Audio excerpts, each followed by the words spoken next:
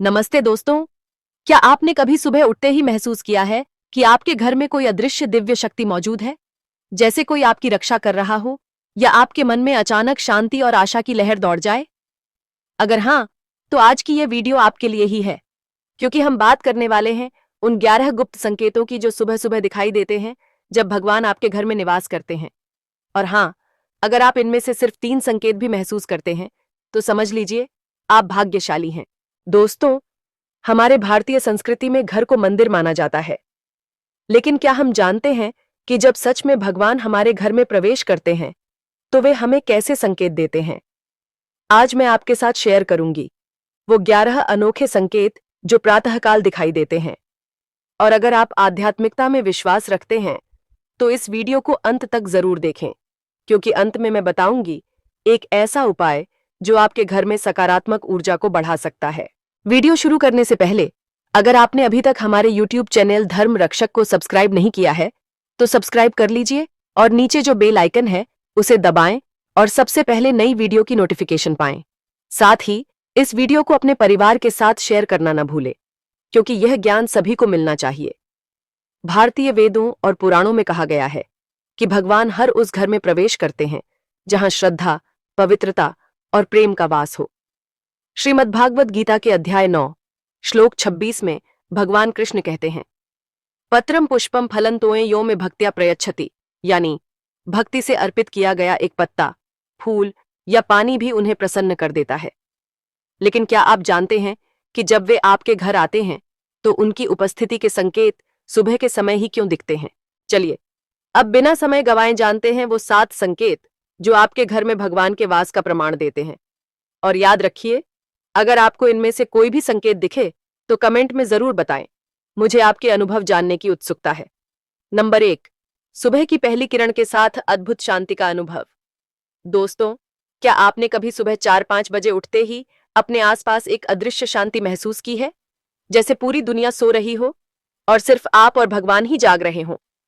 मुझे याद है, बचपन में दादी माँ कहा करती थीं, बेटी, ब्रह्म मुहूर्त में उठकर देखो, तुम्हें भगवान के कदमों की आहट सुनाई देगी।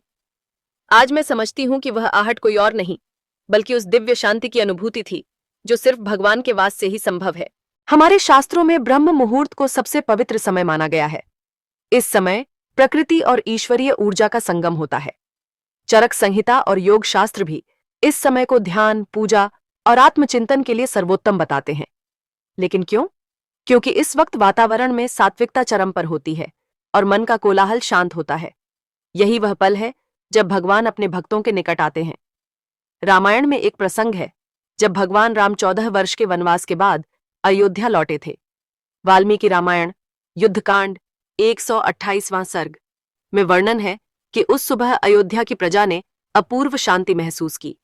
लोगों ने कहा, जैसे सारे संकट समाप्त हो गए और प्राणियों के हृदय में प्रेम ही प्रेम व्याप्त हो गया। यह शांति भगवान के अवतार की उपस्थिति का प्रमाण थी। ठीक वैसे ही जब आपके घर में भगवान का वास होता है, तो सुबह की शुरुआत एक अलौकिक शांति से होती है। अथर्ववेद में कहा गया है, शांतिः पृथिव्यै शांतिरापः शांतिरोषधय शांतिर्विश्वस्य भुवनस्य संयोः, अर्थात पृथ्वी पर शांति हो, जल में शांति हो, वनस्पतियों में शांति हो, समस्त ब्रह्मांड में शांति हो। जब भगवान किसी घर में प्रवेश करते हैं तो यह शांति स्वतः ही उस स्थान पर छा जाती है। विज्ञान भी मानता है कि सुबह 4-5 बजे वातावरण में ऑक्सीजन का स्तर सर्वाधिक होता है और मस्तिष्क की गतिविधियां शांत अवस्था में होती हैं। इसीलिए इस समय ध्यान करने से मन को गहरी शांति मिलती है। लेकिन आध्यात्मिक नजरिए से यह शांति सिर्फ वैज्ञानिक कारणों से नहीं, बल्कि ईश्वरीय स्पर्श का परिणाम है। मेरे एक मित्र ने बताया कि उनके पिताजी हर सुबह 4 बजे उठकर भजन गाते थे। एक दिन वे बीमार पड़ गए, लेकिन उस सुबह भी उन्होंने महसूस किया कि कमरे में एक अजीब सी शांति है, जैसे कोई उन्हें सांत्वना दे रहा हो। बाद में पता चला कि उसी रात उनके घर के मंदिर में एक चमत्कारिक घटना हुई थी। भगवान की मूर्ति से स्वयं ही चंदन का तिलक गिरा था।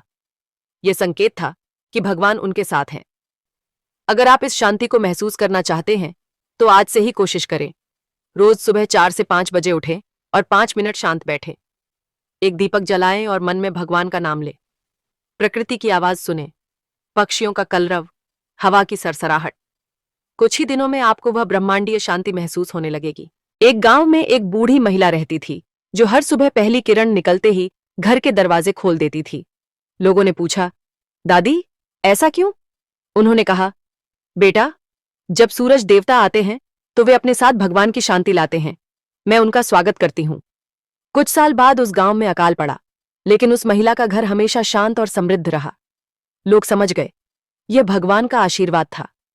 अगर आपने भी ऐसी शांति महसूस की है तो कमेंट में ओम लिखें, और अगर नहीं तो आज रात अलार्म लगाएं और कल सुबह इस अनुभव को जरूर टेस्ट करें। याद रखिए, भगवान उन्हीं के घर रुकते हैं जो उनके लिए दरवाजा खोलते हैं। दोस्तों, क्या आपकी घर की तुलसी पर सुबह सुबह ओस की बूंदें या अचानक पानी के कण दिखते हैं? अगर हां, तो यह कोई साधारण घटना नहीं। हमारे ऋषि मुनियों ने इसे भगवान विष्णु और माता लक्ष्मी के आशीर्वाद का संकेत माना है। स्कंद पुराण में तुलसी को हरिप्रिया कहा गया है, यानी भगवान विष्णु की प्रिय। और जहां तुलसी पूजी जाती है वहां देवी देवताओं का वास होता है। पुराणों में वृंदा नाम की एक पवित्र स्त्री का वर्णन है जिसने अपने पति की रक्षा के लिए भगवान विष्णु को पत्थर बना दिया था। जब विष्णु ने उसके पति का वध किया तो वृंदा ने श्राप देकर उन्हें पत्थर बना दिया। बाद में विष्णु ने उसे वरदान दिया कि वह तुलसी के पौधे के रूप में पूजी जाएगी और उसकी पत्तियां उनकी पूजा में सर्वोपरि होंगी। इसीलिए तुलसी पर जमा ओस की बूंदें उनके आंसू माने जाते हैं जो भक्तों के घर में आशीर्वाद बनकर गिरते हैं। स्कंद पुराण विष्णुखंड अध्याय 22 में कहा गया है, तुलसी सेविता येन नार्चिता हरिणासह स पुमान सर्व पापेभ्यो मुच्यते नात्र संशय। अर्थात जो तुलसी की सेवा करता है और उसके साथ भगवान विष्णु की पूजा करता है वह सभी पापों से मुक्त हो जाता है। यही कारण है कि तुलसी पर स्वतः जमा हुआ जल गंगा जल के समान पवित्र माना जाता है। विज्ञान कहता है कि ओस बनना एक प्राकृतिक प्रक्रिया है जो तापमान और आर्द्रता पर निर्भर करती है, लेकिन आध्यात्मिक नजरिए से यह संयोग नहीं कि तुलसी जैसे पवित्र पौधे पर ही यह जल जमा होता है। मान्यता है कि यह जल दिव्य ऊर्जा को आकर्षित करता है और घर में सकारात्मकता फैलाता है। मेरी पड़ोसी शोभा दीदी ने बताया कि उनके घर की तुलसी पर हमेशा ओस की बूंदें दिखती थीं। एक बार उनकी बेटी बीमार पड़ गई और डॉक्टर्स ने हार मान ली। तभी उन्होंने तुलसी के पत्तों पर जमा उस पवित्र जल को बेटी के माथे पर लगाया। कुछ ही घंटों में उसकी तबीयत में सुधार होने लगा। शोभा दीदी मानती हैं कि यह भगवान विष्णु की कृपा थी। तुलसी को रोज सुबह साफ पानी दें और उसके पास दीपक जलाएं। ओस की बूंदों को प्रसाद के रूप में ग्रहण करें या माथे पर लगाएं। तुलसी के पत्तों को कभी भी रविवार या एकादशी के दिन न तोड़ें। अगर आपके घर में भी तुलसी पर ऐसी चमत्कारी बूंदें दिखती हैं तो कमेंट में श्री हरि विष्णु लिखें, और अगर नहीं तो आज ही एक तुलसी का पौधा लगाएं। यह भगवान के आगमन का निमंत्रण है। दोस्तों, क्या आपने कभी सुबह पूजा करते समय अचानक घंटियों की मधुर आवाज सुनी है जबकि आसपास कोई मंदिर नहीं? यह कोई संयोग नहीं बल्कि भगवान की उपस्थिति का तीसरा संकेत है। शिव पुराण कहता है, घंटा ध्वनि से राक्षस भागते हैं और देवता प्रसन्न होते हैं। लेकिन यह आवाज क्यों और कैसे सुनाई देती है? आइए इस रहस्य को समझते हैं।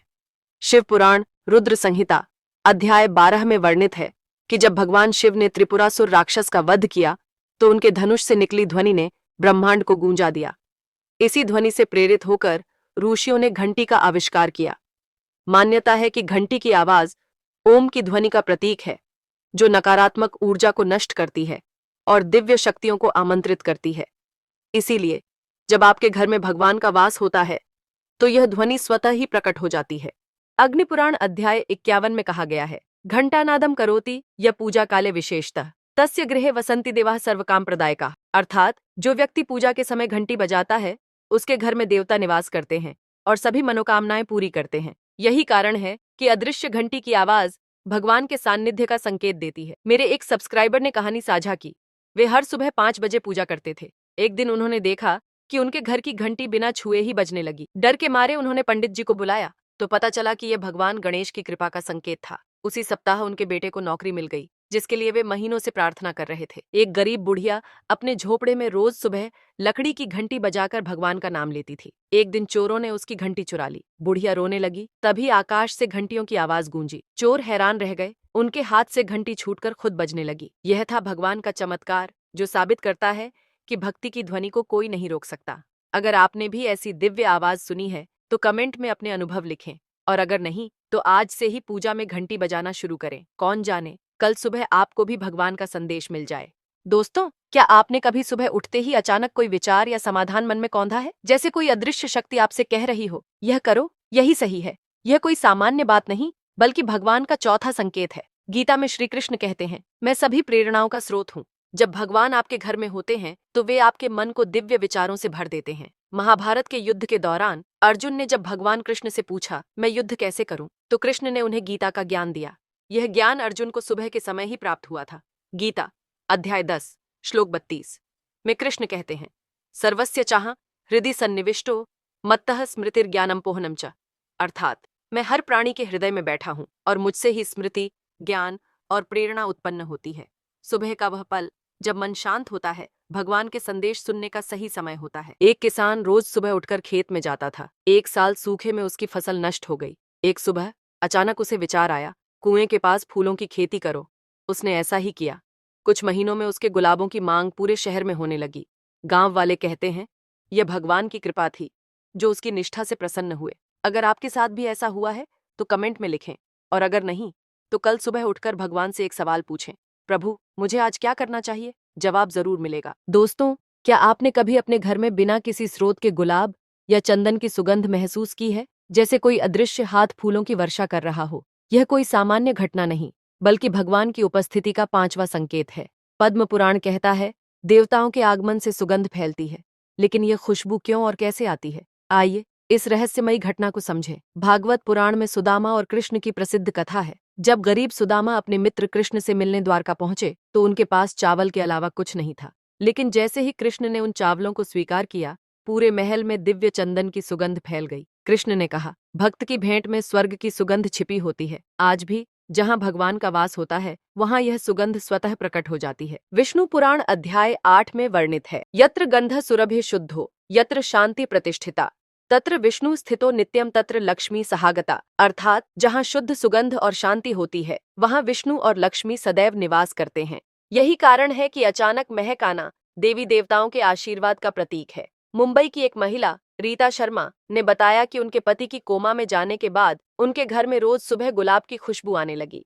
डॉक्टर्स ने जब उनके पति को ठीक होने का 1% चांस बताया, तब यह सुगंध उनकी आशा बन गई। कुछ हफ्तों बाद उनके पति चमत्कारिक रूप से ठीक हो गए। रीता मानती हैं कि यह माँ लक्ष्मी की कृपा थी। एक विधवा महिला रोज मंदिर से चंदन लेकर घर लौटती थी। एक दिन उसकी थैली खो गई। वह रोने लगी। तभी उसके कमरे में चंदन की सुगंध फैल गई। उसी रात उसे सपने में भगवान विष्णु दिखे, जो बोले, मैं तेरे घर में हूँ, इसलिए सुगंध है। अगले दिन उसे गांव के जमींदार ने आर्थिक मदद की पेशकश की। यह था भगवान का चमत्कार। अगर आपके साथ भी ऐसा हुआ है तो कमेंट में लिखें, और अगर नहीं तो आज से ही घर में शुद्ध सुगंध फैलाना शुरू करें। भगवान आपके द्वार खटखटाने वाले हैं। दोस्तों, क्या आपके घर की खिड़की पर सुबह सुबह पक्षियों का झुंड आकर बैठता है? चिड़ियों की चहचहाहट, मोर की आवाज या तोतों का शोर, यह सिर्फ प्रकृति का नजारा नहीं, बल्कि भगवान का छठा संकेत है। गरुड़ पुराण कहता है, पक्षी देवताओं के संदेशवाहक होते हैं। जब भगवान आपके घर में प्रवेश करते हैं तो वे इन पंखों वाले दूतों के माध्यम से आपको आशीर्वाद देते हैं। रामायण में शबरी की कथा प्रसिद्ध है। जब भगवान राम उसकी कुटिया में पहुंचे तो शबरी ने उन्हें बेर खिलाए। कहा जाता है कि उस सुबह शबरी की झोपड़ी के आसपास सैकड़ों पक्षी मंडरा रहे थे, जैसे वे राम के आगमन की खुशखबरी सुनाने आए हों। आज भी पक्षियों का झुंड किसी पवित्र स्थान या भक्त के घर पर भगवान के आगमन का संकेत देता है। गरुड़ पुराण प्रेतकल्प अध्याय 15 में कहा गया है, यत्र पक्षिणा स्वराः श्रूयन्ते मधुरास्तथा तत्र देवा प्रसन्ना स्युः पितरश्च प्रतुष्टिभाक्। अर्थात जहाँ पक्षियों का मधुर स्वर सुनाई देता है, वहाँ देवता प्रसन्न और पितृ तृप्त होते हैं। इसीलिए सुबह पक्षियों का आना शुभ माना जाता है। दिल्ली के एक व्यापारी राजेश जैन ने बताया कि जब उनका व्यापार घाटे में चला गया तो उनकी माँ ने सलाह दी, रोज सुबह पक्षियों को दाना डालो। कुछ ही हफ्तों में उनके घर पर मोरों का जत्था आने लगा। उसी महीने उन्हें एक बड़ा ऑर्डर मिला। राजेश मानते हैं कि यह माँ लक्ष्मी की कृपा थी, जो मोर के रूप में उनके घर आईं। एक वृद्ध आश्रम में रहने वाली दादी रोज सुबह पक्षियों को दाना डालती थीं। एक दिन वे बीमार पड़ गईं तो पक्षी उनके कमरे की खिड़की पर चहचहाने लगे।